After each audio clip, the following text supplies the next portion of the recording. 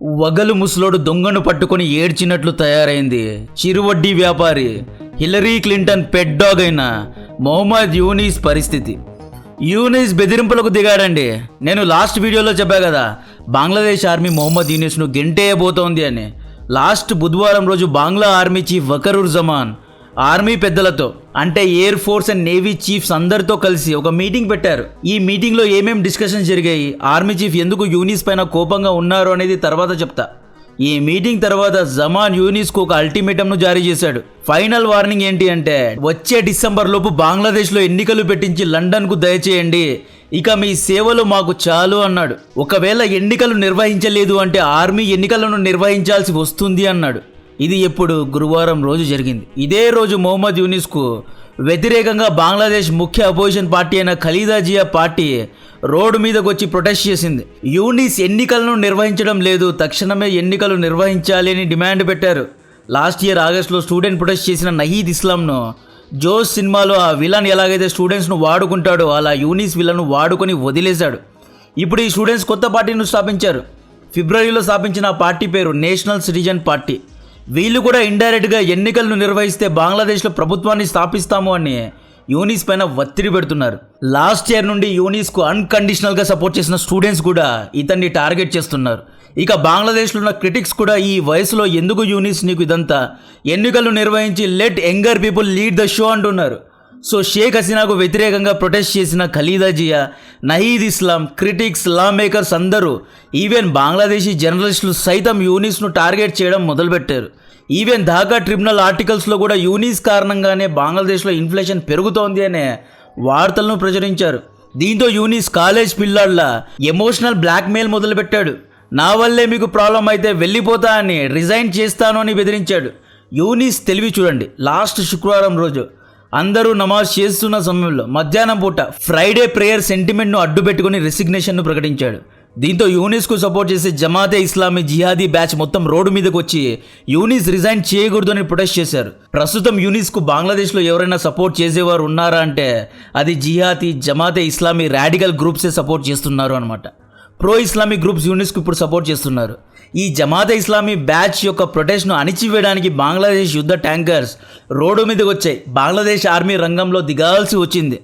ఆ తర్వాత శుక్రవారం రోజు రాత్రే నేను రిజైన్ చేయడం లేదు అని మాట మార్చాడు యూనిస్. మొన్న శనివారం రోజు మధ్యాహ్నం ఎమర్జెన్సీ మీటింగ్కు పిలుపునిచ్చాడు.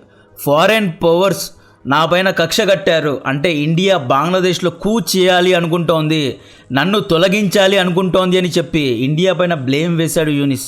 నహీద్ ఇస్లాం, ఖలీదా జియా ఏమనుకున్నారు, ఈ పెద్ద ఆయన ఎన్నికలు నిర్వహించి వెళ్ళిపోతాడులే, బంగ్లాదేశ్ను పాలిద్దామనుకున్నారు. కానీ యూనిస్ T20 ఆడడానికి రాలేదు, టెస్ట్ మ్యాచ్ ప్లేయర్ అండి ఈయన. యూనిస్ లాంగ్ టర్మ్లో ఒక 5 ఏళ్ల వరకు బంగ్లాదేశ్కు ఇంటరిమ్ లీడర్గా ఉండడానికే వచ్చాడు. In fact American CIA deep state ఇతన్ని లాంగ్ ఇన్నింగ్స్ ఆడడానికే పంపింది. ఈ బంగ్లా మద్రసా స్టూడెంట్స్ యూనిస్ను అంచనా వేయడంలో ఫెయిల్ అయ్యారు. యూనిస్ చిరు రుణాలు ఇచ్చి 30% వడ్డీ లాగిన ఘనుడు. ఇతనికి bill Clinton, Joe Biden 1980s నుండే ఫ్రెండ్స్. ఇతను మామూలు ముదురు నాయకుడు కాదు. యూనిస్ యాక్చువల్లీ అమెరికాకు సెయింట్ మార్టిన్ దీవులు అప్పగించడానికి లాంచ్ చేసిన ఒక మిజైల్ లాంటి వాడు. ఇతను ఒక ప్రాజెక్ట్లో ఉన్నాడు, ఒక మిషన్లో ఉన్నాడు. యూనిస్ ద్వారా అమెరికా బే ఆఫ్ బెంగాల్ పైన పట్టును సాధించాలి అని చూస్తోంది. సో ఈ Yunus, bay of Bengal, geopolitics, geostatic advantages ఇవన్నీ ఒకదానికి ఒకటి ఎలా లింక్ అవుతున్నాయి, డాట్స్ ఎలా కనెక్ట్ అవుతున్నాయి అనేది డీటెయిల్గా మ్యాప్లో ఎక్స్ప్లెయిన్ చేస్తా. వీడియో చాలా ఇంట్రెస్టింగ్గా ఉండబోతోంది. నా కంటెంట్ మీకు నచ్చితే వీడియోను లైక్ చేయండి, ఛానల్ను సబ్స్క్రైబ్ చేయండి. మనందరికీ తెలుసు, ఇంకొక 5 ఏళ్లలో లేదా 10 ఏళ్లలో మన రెడ్ టీషర్ట్ నైబర్ చైనా అమెరికాను దాటి జీడిపి విషయంలో నంబర్ 1 దేశంగా మారబోతోంది అని. ఇక్కడ చైనాకు అంత సీన్ లేదు అని మనలో కొంతమంది అంటారు, బట్ సీన్ ఉంది. చైనా వస్తుంది, బట్ సస్టైన్ అవ్వడం కష్టం. సో చైనాకు చెక్ పెట్టాలి అంటే అమెరికాకు ఇండియన్ ఓషన్లో ప్రెజెన్స్ ఉండాలి. ప్రస్తుతం అమెరికన్ నేవీకు ఇండియన్ ఓషన్లో, ముఖ్యంగా బే ఆఫ్ బెంగాల్లో ప్రెజెన్స్ ఎక్కువగా లేదు. సో చైనా యొక్క చికెన్ నెక్ అయిన మలక్కవ్ స్ట్రైట్కు 3000 కిలోమీటర్ల దూరంలో ఉన్న సెయింట్ మార్టిన్ ఐలాండ్లో నావల్ బేస్ కట్టుకోవడానికి అమెరికన్ CIA ఎప్పటి నుండో చూస్తోంది అన్నమాట. ఇక్కడ అమెరికన్ ప్రెజెన్స్ ఎక్కువగా ఉండడం చైనాకు ఇష్టం లేదు, అండ్ ఇండియాకు కూడా ఇష్టం లేదు. చైనాకు ఇష్టం లేదు అంటే అందరికీ అర్థమవుతోంది. కానీ అమెరికా ఇక్కడికి రావడం ఇండియాకు ఎందుకు ఇష్టం లేదు అంటే, ఈ మలక్కవ్ స్ట్రైట్ పైన మన ఇండియన్ నేవీ అండమాన్ నికోబార్ నుండి నిఘాను ఉంచుతుంది. ఒకవేళ చైనా రేపు మనతో హాస్టల్ అయినా లేదా మిస్ అడ్వెంచర్స్ చేసినా మనం ఈ మలక్కవ్ స్ట్రైట్ను బ్లాక్ చేసి చైనా యొక్క 80% ఇంపోర్ట్స్ పైన దెబ్బ కొట్టగలం. మనకు ఇండియన్ ఓషన్లో ప్రెజెన్స్ ఉంది కాబట్టి అమెరికా మనల్ని స్ట్రాటజిక్ యాలీగా పెట్టుకుంది. క్వాడ్లో మనల్ని జాయిన్ చేసుకుంది. జియో పొలిటికల్గా మనకు బలమైన పిచ్ ఇది. మనకు జియో స్ట్రాటిక్ అడ్వాంటేజ్ ఉంది. ఈ పిచ్లో అమెరికా వచ్చేస్తే, అమెరికన్ నేవల్ బేస్ ఇక్కడికి వచ్చేస్తే ఇండియా యొక్క ఇంపార్టెన్స్ తగ్గిపోతుంది అన్నమాట. ఇండియా అమెరికాతో హాస్టల్ అయితే అమెరికా ఈ సెయింట్ మార్టిన్ నేవల్ బేస్ ద్వారా ఇండియన్ షిప్స్ పైన కూడా నిఘాను ఉంచుతుంది. అమెరికాను నమ్మలేం, అమెరికా ఎవరిది కాదు కాబట్టి ఇండియాకు కూడా అమెరికా ఇక్కడికి రావడం ఇష్టం లేదు. షేక్ హసీనా సమయంలో తెల్లోళ్ళు ఒక ఆఫర్ ఇచ్చారు, ఈ సెయింట్ మార్టిన్ దీవిని మాకిచ్చేస్తే 2024 జనవరిలో జరిగే ఎన్నికల్లో నిన్ను గెలిపిస్తాము, నువ్వు ఈజీగా ఎన్నికల్లో గెలుస్తావు అనే ఆఫర్ ఇచ్చారు. కానీ షేక్ హసీనా ఈ ఆఫర్ను రిజెక్ట్ చేసింది. నేను బంగ్లాదేశీ బంగుబంధు ముజిబుర్ రెహమాన్ కూతుర్ని, నేను ఎలా బంగ్లాదేశ్ సవర్నిటీను మీ చేతుల్లో పెట్టగలను అని చెప్పింది. తెల్లోళ్ళు ఖలీదా జియా కూడా సేమ్ ఆఫర్ ఇచ్చారు, మేము నిన్ను గెలిపిస్తాము, నువ్వు గెలిస్తే సెయింట్ మార్టిన్ దీవిని మాకు ఇచ్చేయాలి అని ఒప్పందం చేశారు. అయితే షేక్ హసీనా ఎలాగో ఎన్నికల్లో గెలిచేసింది. దీంతో వెస్టర్న్ మీడియా మొత్తం ఒక్కటిగా షేక్ హసీనా ఎన్నికల్లో రిగ్గింగ్ చేసింది అని చెప్పి ఒక ఫేక్ క్యాంపెయిన్ను స్టార్ట్ చేశారు. జూన్లో ఊరికే ఉండకుండా షేక్ హసీనా ఒక తెల్లోడు నాకు సెయింట్ మార్టిన్ ఇవ్వమని బెదిరించాడు అని చెప్పేసింది. మీడియా ముందే చెప్పేసింది. ఒక ప్రధానమంత్రి చైర్లో ఉన్న షేక్ హసీనా ఇచ్చిన ఈ స్టేట్మెంట్ తర్వాత అందరి కన్ను అమెరికా వైపే వెళ్ళింది. తెల్లోళ్ళు అంటే ఎవరు? అమెరికన్సే కదా. ఈవిడ ఇండైరెక్ట్ గా చెప్పిన అందరూ అమెరికన్స్ పైన అనుమానంగా చూశారు. America is ఐయింగ్ for Saint Martin island అనే విషయం చాలా మందికి తెలిసిపోయింది. దీంతో స్టూడెంట్ ప్రొటెస్ట్ను ఫ్యాబ్రికేట్ చేసి జమాతే ఇస్లామీ రాడికల్స్ను యాక్టివేట్ చేసి షేక్ హసీనాను గెంటేశారు అన్నమాట. విశ్వాసపాత్రుడైన యూనిస్ను ఇంటరిమ్ లీడర్గా ప్రకటించారు. యూనిస్కు ఇచ్చిన ప్రాజెక్ట్ అమెరికన్ నేవల్ బేస్ను బంగ్లాదేశ్లో నిర్మించేలా చేయడం. ఇప్పుడు యూనిస్ ఏం చేశాడు? తాత్కాలిక ప్రభుత్వాన్ని 2 నెలల కంటే ఎక్కువ కాలం ఉంచలేము అనేది గ్రహించాడు. బంగ్లాదేశ్ రాజ్యాంగంలో ఒక రూల్ ఉంది, ప్రధాన ఎన్నికలు జరిగే 2 నెలల ముందు రూలింగ్ పార్టీ గద్దె నుండి దిగిపోతుంది. ఇంటరిమ్ లీడర్ను అపాయింట్ చేస్తారు. ఈ ఇంటరిమ్ లీడర్ న్యూట్రల్గా ఎన్నికలను నిర్వహించాలి అన్నమాట. సో యూనిస్ 2 నెలల్లో ఎన్నికలు న్యూట్రల్గా నిర్వహించి వెళ్ళిపోవాలి, ఇతని పనే ఇది. బట్ యూనిస్ ఏం చేశాడు? లేదు, నేను బంగ్లాదేశ్లో ఆర్థిక సంస్కరణలు తీసుకొస్తాను, బంగ్లాదేశ్లో అభివృద్ధిని తీసుకుని వస్తాను అని చెప్పి మే 2025 వరకు ఎన్నికలను పోస్ట్ పోన్ చేశాడు. మే 2025లో కూడా నేను ఇప్పుడు కాదు ఇంకొక 2 ఇయర్స్ తర్వాత ఎన్నికలను నిర్వహిస్తాను అంటున్నాడు. ఈ వ్యక్తి ఎన్నికలను నిర్వహించడానికి రెడీగా లేడు అనే విషయం అందరికీ తెలిసిపోయింది కాబట్టే ఇతనికి అగేన్స్ట్గా అందరూ ప్రొటెస్ట్ చేస్తున్నారు. ఇతని మనసులో మదిలో ఏదో కీడుంది. ఇతనికి ఎన్నికలు నిర్వహించే ఉద్దేశం లేదు. He wants to rule Bangladesh for long time అనమాట. ఈ గ్యాప్లో యూనిస్ ఏం చేశాడు? తన ప్రాజెక్ట్ పనులు మొదలుపెట్టాడు. ఈ మ్యాప్లో చూడండి, ఇది Myanmar and Bangladesh border. Myanmar సైడ్లో రఖైన్ స్టేట్ అనే ఏరియా ఉంటుంది. ఈ రఖైన్ స్టేట్లో అరక్కన్ ఆర్మీ ఉంటుంది. వీళ్ళు బేసికలీ బుద్ధిస్టులు అంటే శాంతి పరమాత్మలు కాదు, వెధవ వేషాలు వేస్తే లేపేసే టైప్ అనమాట. ఈ మిలిటెంట్స్ ఏం చేశారు? మియాన్మార్లో ఉన్న రోహింగ్యా ముస్లిమ్స్ జిహాదిజం, రాడికలిజం, వెధవ వేషాలు వేస్తూ ఉన్నారు అని చెప్పి మియాన్మార్ నుండి రోహింగ్యాలందరినీ తరిమి కొట్టే ఆఖరికి రఖైన్ స్టేట్ ఈ మూలకు తీసుకొచ్చి వదిలేశారు. అరకన్ ఆర్మీ భయంతో ఈ రోహింగ్యాలు బంగ్లాదేశ్లో చొరబడ్డారు, కాక్ బజార్లో సెటిల్ అయ్యారు. ఇంకొంతమంది రోహింగ్యాలు బోట్స్ ద్వారా ఇండియాలో కూడా చొరబడ్డారు. బంగ్లాదేశ్ యొక్క ప్రధానమంత్రి షేక్ హసీనా గారు అప్పట్లోనే తెలివిగా ఆలోచించి ఒకవేళ రోహింగ్యాలకు ఆశ్రమిస్తే వీళ్ళు బంగ్లాదేశ్ మొత్తంలో తమ రాడికల్ థాట్స్ను స్ప్రెడ్ చేస్తారు అని భావించి ఈ రోహింగ్యాలను కాక్స్ బజార్లో ఉంచుకుంది అన్నమాట. కాక్స్ బజార్లో రిలీఫ్ క్యాంప్స్ పెట్టి వీళ్ళను అక్కడే ఉంచారు. 2 months back Arakan army Bangladesh Myanmar border మొత్తాన్ని ఆక్రమించింది. ఈ యూనిస్ ఏం చేశాడు? అమెరికా చెప్పినట్లు విని యునైటెడ్ నేషన్స్తో కలిసి ఈ బార్డర్లో ద సో కాల్డ్ హ్యుమానిటేరియన్ కారిడార్ను స్థాపించాడు. హ్యుమానిటేరియన్ కారిడార్ అంటే బేసికల్ ఇక్కడ ఈ మ్యాప్లో చూడండి, ఈ రెడ్ కలర్ మొత్తంలో మియాన్మార్ బార్డర్ సైడ్లో రోహింగ్యాలు ఉన్నారు. బంగ్లాదేశ్లోని కాక్స్ బజార్ అనే ఏరియా మొత్తంలో కూడా రోహింగ్యాలు ఉన్నారు. వీళ్ళు క్యాంప్స్లో, టెంట్స్లో ఉన్నారు. ఈ యూనిస్ ఏం చేశాడు? ఈ బార్డర్లో రిలీఫ్ క్యాంప్స్ను, హ్యుమానిటేరియన్ ఎయిడ్స్ను, ఫుడ్ను, మెడిసిన్స్ను వీటన్నిటిని అరేంజ్ చేశాడు. ఇక్కడ మీరు అనుకోవద్దు మంచి పనే చేశాడు కదా, మానవత్వం అనుకోవద్దు. దీని వెనుక చాలా పెద్ద సస్పెన్స్ ఉంది. ఆ ట్విస్ట్ తెలిస్తే మీరు ఆశ్చర్యపోతారు. ఎవరైనా రోహింగ్యా బంగ్లాదేశ్కు తిరిగి వెళ్ళాలి అంటే దానికి కావాల్సిన రెఫ్యూజీ డాక్యుమెంటేషన్ను కూడా యూనిస్ చేయిస్తున్నాడు. అంటే రఖైన్ స్టేట్ నుండి ఎవరైనా బంగ్లాదేశ్కు వెళ్ళాలి అంటే యూనిస్ ఆశ్రయం కూడా కల్పిస్తున్నాడు అనమాట. At the same time Yunus Cox బజార్లో యుఎస్ నేవీను ఇన్వైట్ చేశాడు.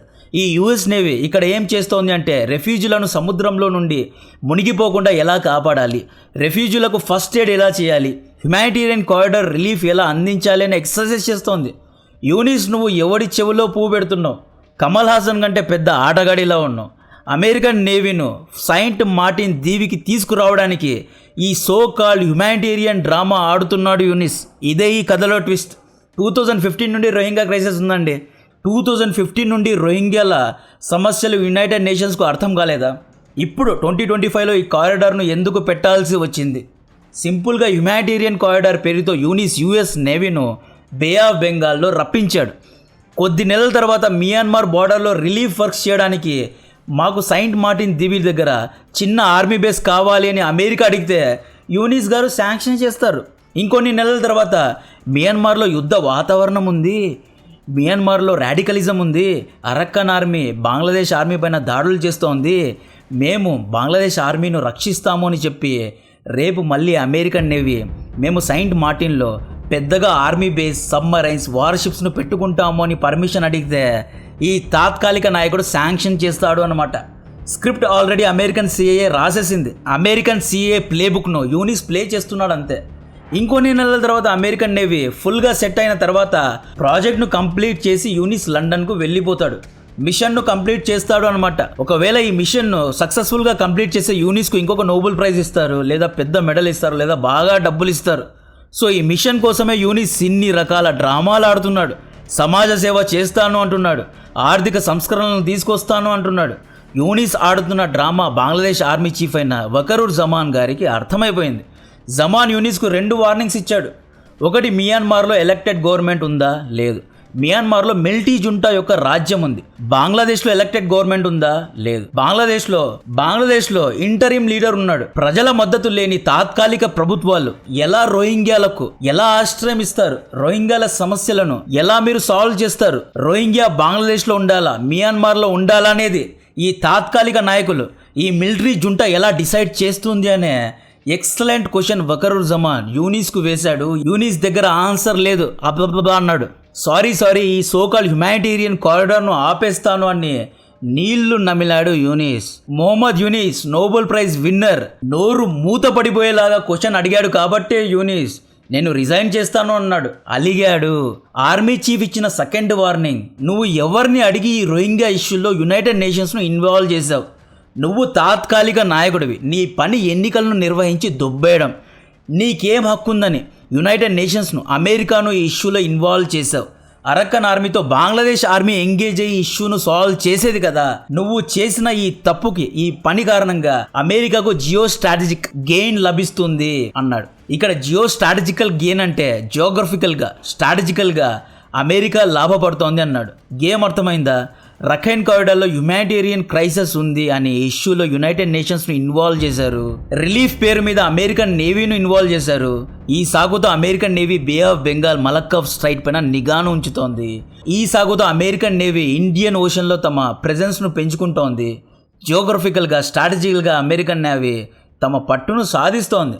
ఆర్మీ చీఫ్ యూనిస్ను చెడామడా తిట్టాడు. అంతేకాకుండా ఆర్మీ మ్యాటర్స్లో యూనిస్ తలదూర్చకూడదు, ఎన్ఎస్ఏ అండ్ కీ గవర్నమెంట్ అఫీషియల్స్ను నిర్వహించే హక్కు యూనిస్కు లేదు, డిసెంబర్ లోపు ఎన్నికలను నిర్వహించు అని యూనిస్ను నోటీస్ పీరియడ్లో పెట్టాడు. దీంతో యూనిస్ రిజైన్ చేస్తాను అని బెదిరించాడు. యాక్చువల్లీ వకరూర్ జమాన్ చాలా మంచి వ్యక్తి. ఈయన్ను షేక్ హసీనానే ఆర్మీ చీఫ్గా నియమించారు.